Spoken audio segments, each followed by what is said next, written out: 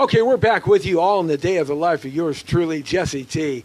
We are back now, and the location that we were undisclosed at yesterday, we can talk about here on the corner of Canoga Avenue and Victory in Woodland Hills, the Woodland Hills Hilton Hotel. We are here today because we are going to be covering the protest as the protesters arrive out on Canoga Avenue. It's very heavily protected by Los Angeles Police Department and private security. There's about 50 to 100 protesters out there right now. And what they are protesting is IHAN Omar, the Congress member, who was recently elected out of Minnesota, I believe it is, or possibly Minnesota, yeah. She was recently elected, and she's the first of two Congress people of the Islamic and Muslim faith to be part of the United States Congress. Now, one of the things that she has unfortunately done is she has been speaking in very anti-Semitic ways. She's been putting down in a very, with very destructive language, Jewish faith and ideology, and has been talking very badly about the Holocaust and Jewish people. She's a vicious anti-Semite. And this is Cheryl Kane, and we're going to have Cheryl here, as you can see. She's ready, red hot and rolling, ready to go. But if you want to come down and protest her speech, she's speaking here today with the hopes of raising money for CAIR, which is a front group for Hamas. And Hamas is a terrorist organization that the United States government has got on their hit list as a terrorist organization. And so many of these Muslim groups here in America today are fronts for raising money for Hamas. And now they have a mouthpiece here in Congress who is doing her part against the infidels. And the infidels are you and me and anybody who does not believe in their ideology and their faith. And that, of course, is the Muslim religion, Islamic religion. So we're here at the Woodland Hills Hilton Hotel to cover this event. In about an hour, she's supposed to be speaking downstairs. We're going to go out and get some protesters and talk to some of the protesters on both sides of the issue. But right now, I did want to take a moment and chat with a wonderful person, an award-winning author who is very, very passionate about what's happening here with the United States of America and the heavy push against Jews in America as it's being broadcast and shown all around our fake news media. So I'd like to bring on Cheryl Kane. Hi, Cheryl. Hi, Jesse. Thank you for the introduction. We're back together again. We were here yesterday, but now we can kind of get into a little more gritty details of why you're here. Oh, yeah. So explain your position about what brings you out in an activist way to defend our country and to defend Jews in America and all around the world. Well, as I said yesterday, I used to be a Democrat, and this is my manifesto. DNC cannibalized for 2019. The Democratic National Convention of 2000, the most coveted event in LA, with $2,000 tickets, giving us the cheap seats in the sold-out arena. Clicked in at each no-nonsense security checkpoint, an angry crowd kept at bay, cordoned off by U.S. Secret Service, LAPD, SWAT team, and snipers perched atop neighboring rooftops, while LAPD and news choppers competed for airspace, and the alphabet soup of agencies intent on VIP protection gave us some measure of safety as the angry rants and roars of black-costumed ninja types, masked grim reapers, along with assorted angry protesters, screamed profanities and personal attacks. If they only knew us, they wouldn't be this way, said my friend and rabbi of the Woodland Hills Temple where I served on the board. They see us dressed this way. He in a tailored linen suit and silk pastel tie, me in a crimson raw silk two-piece with capri pants and shoes just trendy enough to walk in. And they mistake us for something we're not. They'd never be attacking us this way if they knew who we really were more like them. So pronounced one of the most left-wing of the ultra-left-wing in the history of left-wing reform rabbis.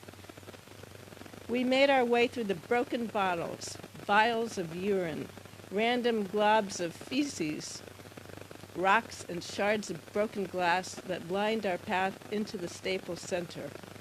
Al Gore, the pompous lesser of evils candidate, was about to accept his gold card as a Democratic nominee for the presidency of the United States, preceded by a warm endorsement from President Clinton, who disliked and distrusted his VP and truthfully supported him with all the enthusiasm he'd have for giving up extramarital sex for a week.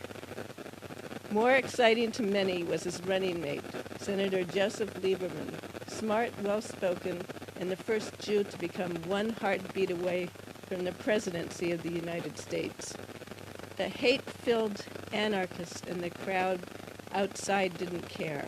They reveled in their own vile, torch it and burn it to the ground mentality, like dancing witches in a prehistoric cult. They didn't care that Senator Edward Kennedy, Caroline Kennedy, and even the Reverend Jesse Jackson in his $10,000 suit with full security detail and cadre of sycophants had joined the celeb list to preach the virtues of the nominee in whatever reticent terms that could be politely paraded as support. The mob outside simply yearned to torch the Staples Center with every human being in it, to thrill in the bonfire and dance of destruction into its frenzied, violent, fugue state nihilism. Flash forward to the new reality of 2019. There's no comfort in the rabbis if they only knew us, they'd like us delusion. Those outside the Democratic National Convention in 2000 seeking chaos and change with excrement-throwing glee are now the new insiders, the leadership and future of the Democratic Party. Underestimating your enemies will get you killed.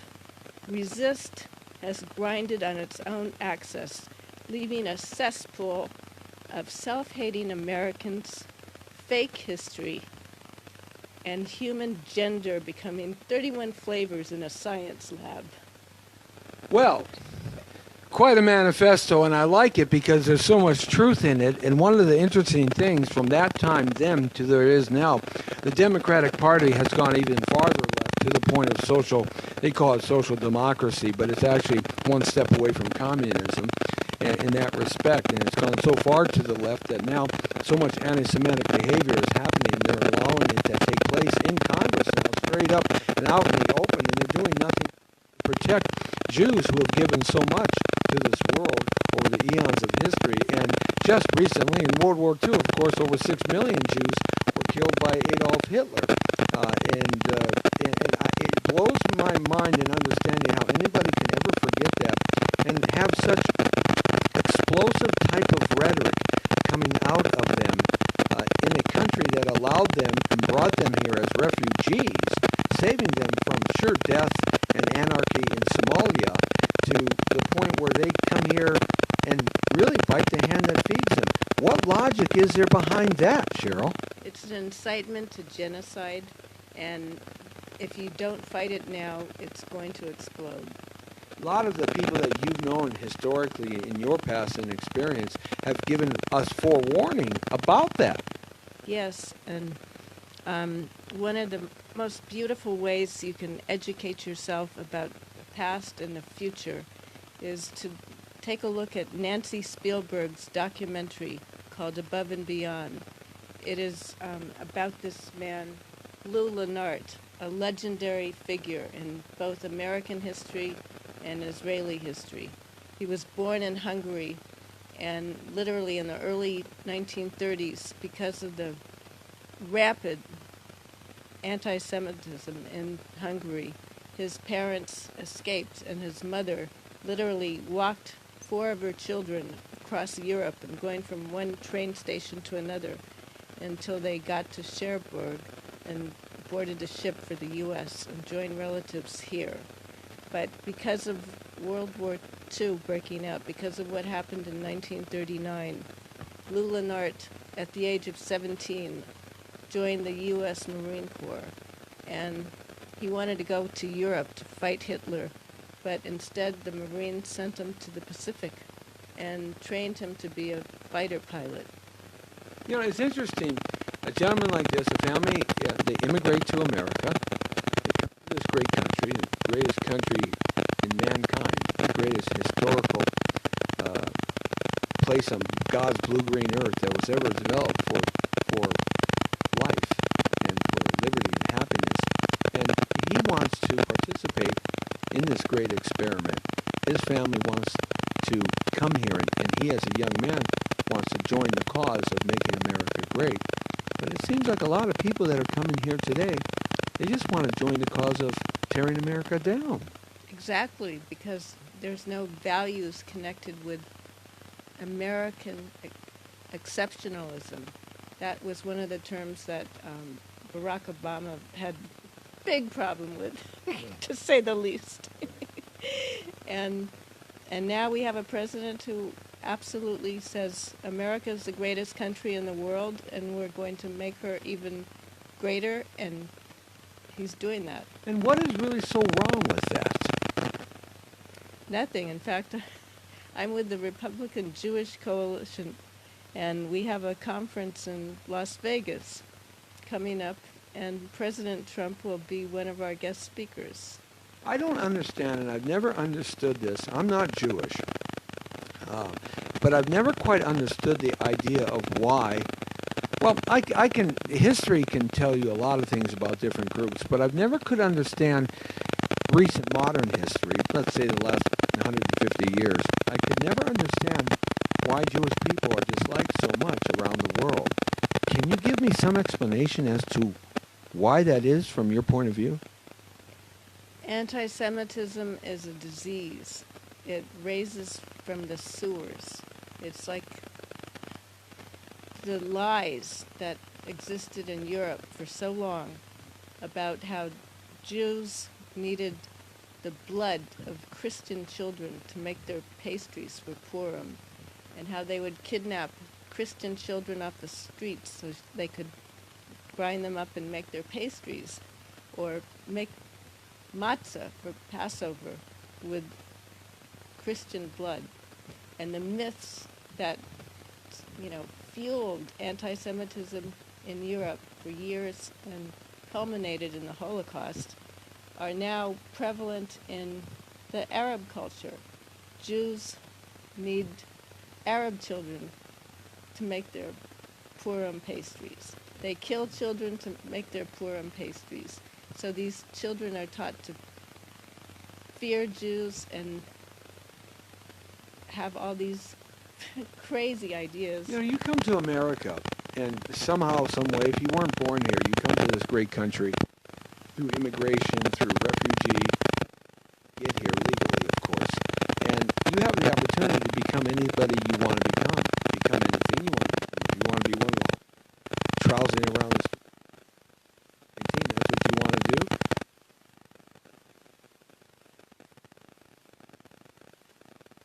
And be on the streets, because they'll let you do that. You want to be like our president, like businessmen and businesswomen. He's a rabbi, somebody who works for Cal. You can become anything you want in this country with the education that is there for you. It blows anybody's logic that somebody wants to come to this country and destroy it for no reason other than hate. Absolute pure hatred, ignorance, and anarchists. It's like they celebrate nothing. What do they treasure in life? Nothing. Just Well, destroy Muhammad. everything. Well, Muhammad, you know, he came out of the desert and went to Mecca because he got them out and his cousins and stuff, and that whole philosophy started with very violent behavior in 600 AD. So they've been doing this for a long time. But we as Americans, we're not stopping it. Why? It's a total misunderstanding. It's if we're tolerant of them, and oh yeah, they want to practice Sharia law, okay, they can practice Sharia law in that neighborhood, but it's like a cesspool. It sucks everybody in, and it's total anti-American values. And if you really study the Quran and you follow the Quran and you want to get your 72 virgins and you're a man, or whatever glee and bliss women get when they die, it seems like they aren't getting much bliss and glee on this planet Earth.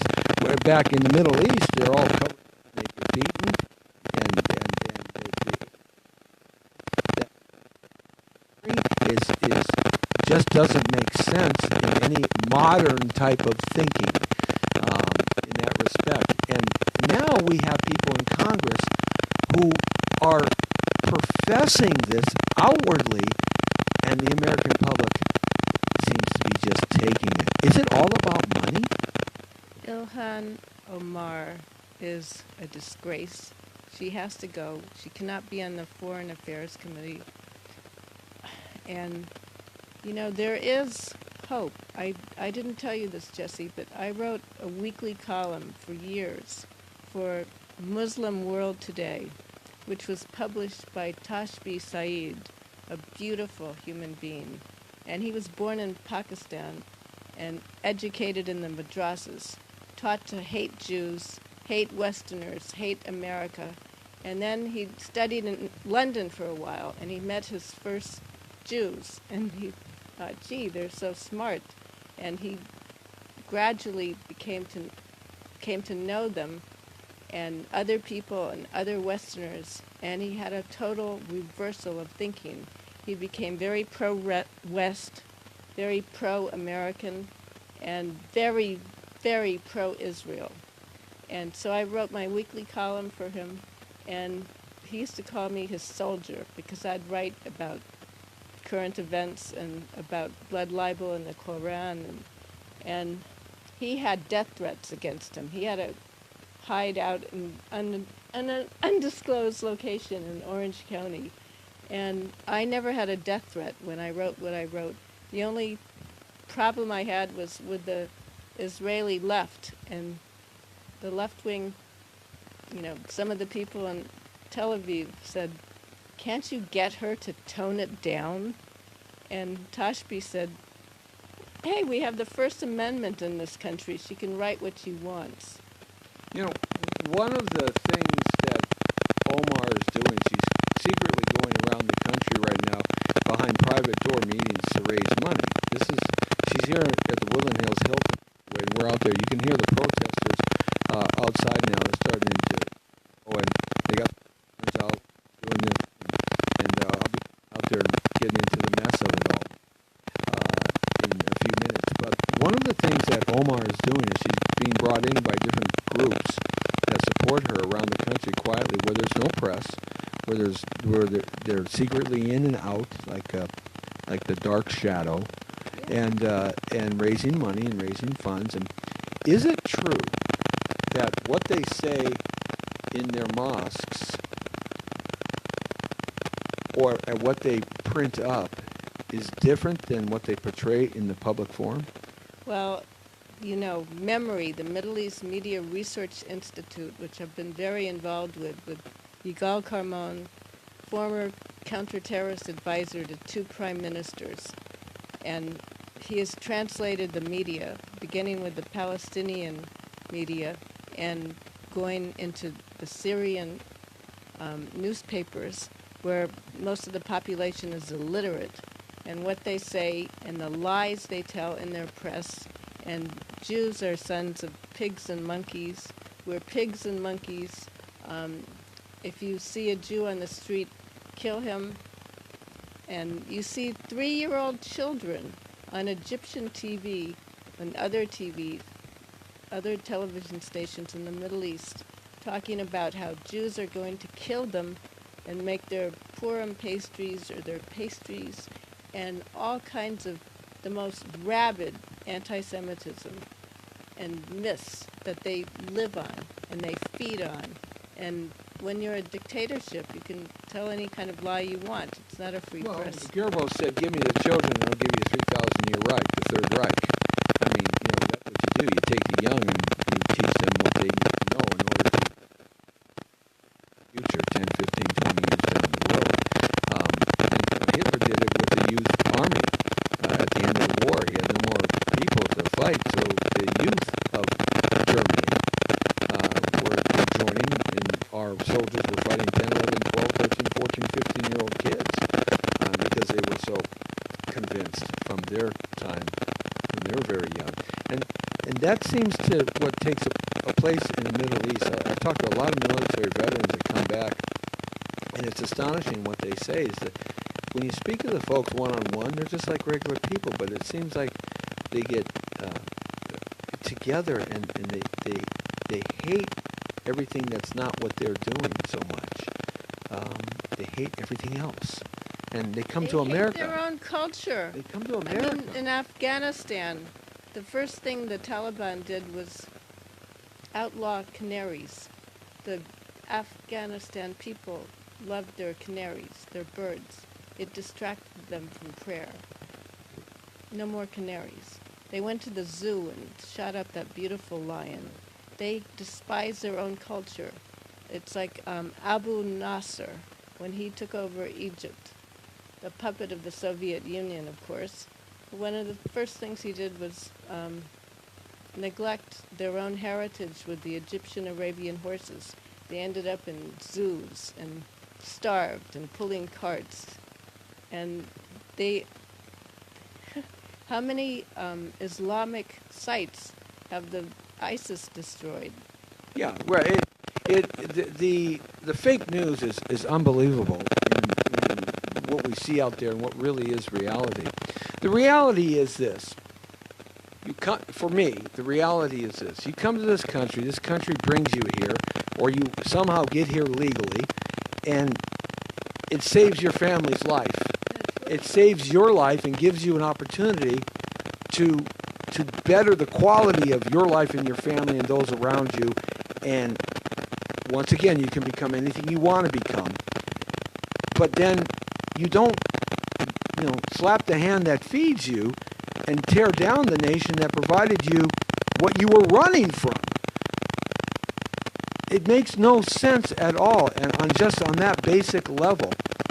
And somehow, some way, we in America have to somehow continue to battle this epidemic around the world so that we can still be the shining city on the hill that Reagan talked about and still have the quality of life that we have. Because if we don't, we're going to go by way France, England, Germany, Australia, Bavaria. Sweden, the rape capital of Europe now. Women can't even go out and have a nice time out. Youth, this has to stop. And children in this country are so cocooned and so spoiled, they can't handle an adverse opinion. If they can't disagree with someone because it's offensive. What kind of society is that? Yeah, well, Crazy. President Trump is doing such a great job that the left in this country, they have to go so far to the left to get in.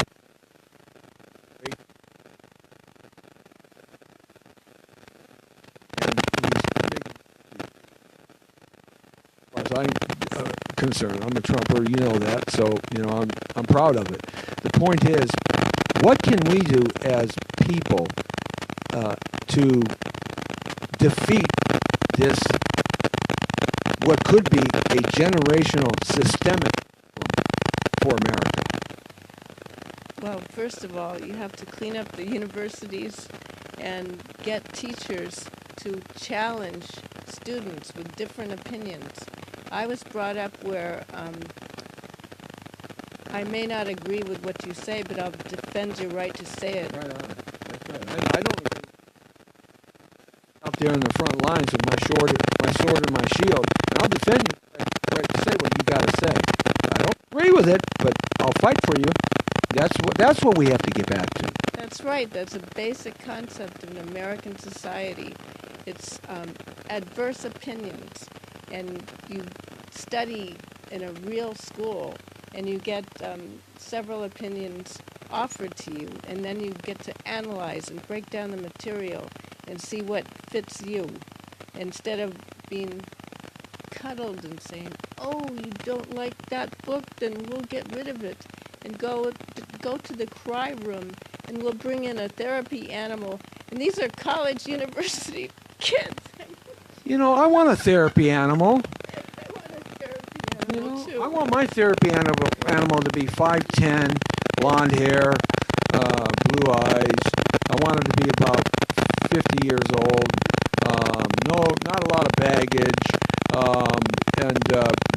I'd settle for any kind of measurement as long as it's not a turnip. And yeah. See, I've always wanted a therapy animal. Darn it! I've never. Hey, boss, can you give me a therapy animal? We can sure train him for you. He's a professional therapy animal trainer. Doggy Doggy with LA? Doggywood, LA. Doggywood, LA.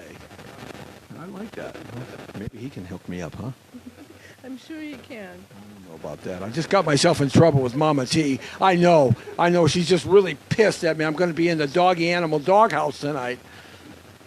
You can't let me get myself in trouble, okay? Let's go back to Okay, this wonderful Lula Nart. Talk about that. About some of the folks that you've had the illustrious career of learning from and participating with, and then I want to get out on the street. Okay. Lula Nart, after World War II, was recruited by the Haganah. He went to Israel. The Haagen-Dazs? Haganah. I don't need any hugs, thank you. Al I'm sorry. Schwimmer. I'm sorry. Al Schwimmer. Yes, I'll turn off the comedy button. I'm sorry. Al Schwimmer, who went around the world with a suitcase full of cash, acquiring airplane parts. He was born in Cleveland, fought in World War II in the Air Force, the U.S. Air Force, and then helped establish the State of Israel. He was on trial in 1950, the year I was born, for basically treason and violating the Neutrality Act, and he was stripped of all his citizen rights. Right. And he went to Israel, and he became very passionate and got involved with the Israel aircraft industry, which is amazing.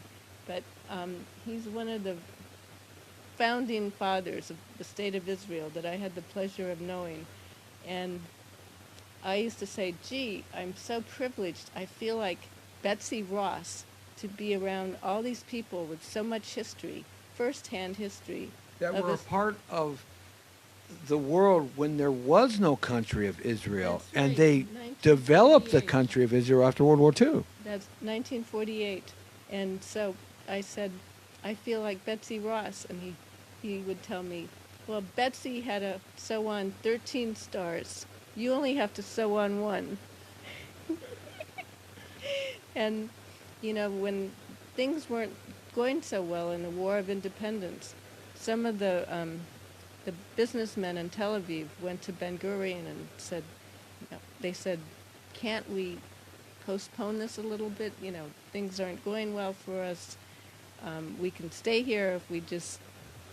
And Ben Gurion said, we've waited for this moment for 2,000 years. We're not going to wait another minute. And Ezra Weitzman, in this picture,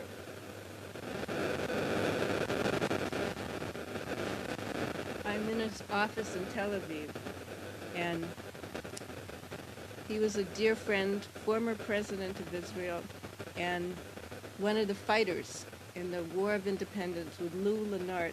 He was his wingman.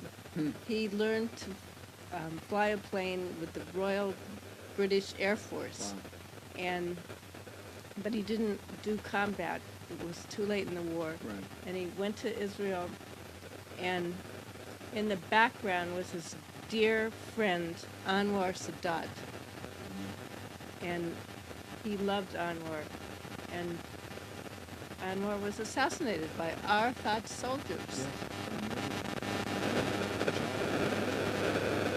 He was terrible. He was out in public. Yeah, absolutely. And he was the one that, with Carter, they signed the first, one of the very first, I guess, treaties back in the 1970s. Right, after the Yom Kippur War. Right, exactly. Now, you've also had the opportunity to participate with other top officials in the Israeli government.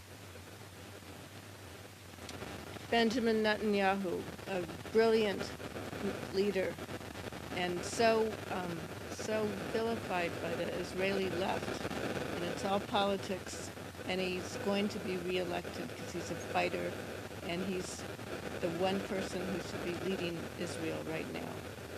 Yeah, I'm so happy that President Trump moved our embassy to Jerusalem, and is now as far as President Trump is concerned, the most important city on planet Earth. That was long promised by so many presidents. So they never did. They would never Trump do it. was the only one with the guts to come through. That's what I like about the guy. He's a New York gangster, and he's got guts. It takes a gangster to fight a gangster, and he's fighting a lot of gangsters in this war. That's right. Absolutely. And so now, as an activist on this, do you see a light at the end of the tunnel, or do you see us continuing the fight forever and ever and ever in this country? Well, I'd like to be optimistic. I'd like to see more people like Tashbi Saeed, who, once they see the truth, come around. I would like to see the light shine on the evil of anti-Semitism and what it does, and it culminates in the Holocaust. Yeah, I've always told everybody the thing you need to do in America is go to two specific places. If you never get a chance to go anywhere, that's all. And watch the unknown soldier and the changing guard. My son actually had the opportunity to lay a wreath at 10 years old. He crossed. They brought him up there from below where they're stationed. Brought him, like all VIPs and presidents and potentates around the world. They brought him to the tomb of the unknown soldier, walked him across, and laid a wreath there. It was a proud moment for our family. And you need to go to the Holocaust Museum in Washington, D.C. You really need to go there. And I can't get through the first floor. To this day, I cannot, and I'm a historian, I cannot get through the first floor. My emotions overwhelm me. And my beloved fiancé of blessed memory, Nathan Chappelle, served on the board of the U.S. Holocaust Museum.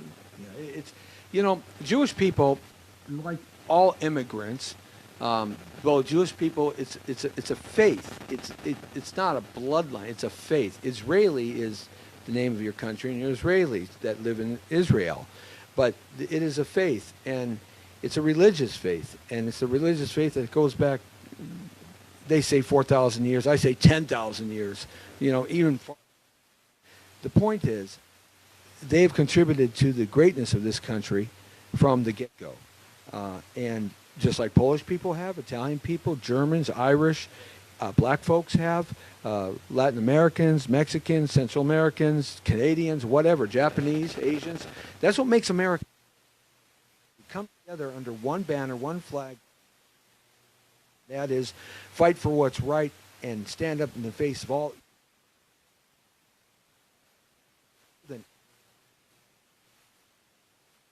By God to be able to have the ability to do that, and sacrilegious for any group to focus and target any one group and say, just because you have that faith, just because you're that color, just because you're raised that way, that you are a pig, you are a monkey. I'll give you a better one.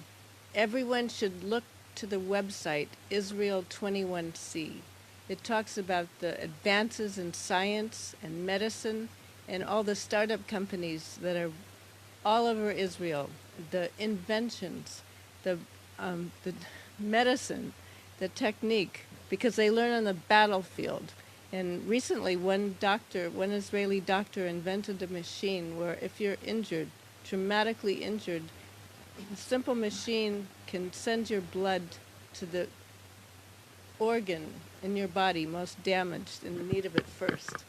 And it's like being told about Osama bin Laden, who said, if I die on the battlefield, give me a full Muslim funeral. If I'm injured on the battlefield, get me a Jewish doctor. And on that note, I'm going to go downstairs and jump into the protesters that are out there because they're making a lot of noise. Cheryl Kane, thank you very much. I appreciate it. Thank you, Jesse. Yeah, well, we got a meeting like this, okay? And I'm no termite. Tell that to Farrakhan. She's no termite, let me tell you. She is no termite. And if you're a male termite, she's an awful, attractive, beautiful, talented, and wonderfully smart and incredible female termite. So you might be doing some termite action, baby. I just got myself in trouble again, didn't I? I'm sorry, I didn't mean to call you a termite. Well, if you're a termite, you know what I am? I'm a jelly bean. It's sort of like from that movie, you know, where Christopher Walken says to Dennis Hopper, and Dennis Hopper's explaining where African Americans mixed with the Italians and the Moors when they came over, and he said, Dennis Hopper says to Christopher Walken, so that makes you an eggplant, right? And so Christopher Walken, playing an Italian Goomba mafia guy, this was the only line that they added that wasn't written. He looks at him and goes, I love this guy. Eggplant, you're a cantaloupe. So Well, anyway. well, tell IHAN Omar she can come up and debate with me anytime, whether she's a bigot, an anti-Semite, a person who doesn't deserve to step foot in the halls of Congress, let alone be elected to it. And on that note, Jesse T and the Jesse T Show on a Saturday afternoon. I'm going down, and I'm going to get in the thick of it right now. This is going to be a lot of fun. Woo! I can't wait. That's right. My nose has been broken 6 times. Why not? One more time, huh? Sure. All right. You have a good one. Thank you very much. I know you don't do the big social media thing, but does somebody have a way of getting in contact with you that wants to help you with your cause or join a cause that you're very impassioned about? Do you have an email that they can give out? Publicist Ed Losey. Ed Losey. Ed Losey, PR man, the best PR man in the world. That's right. He is great, and we love Ed. Ed, we love you. That's right, we do. So get in touch with Ed Losey, Cheryl's publicist, and he will hook you up with all the good stuff. All right? Thank you. Thank you, Jesse.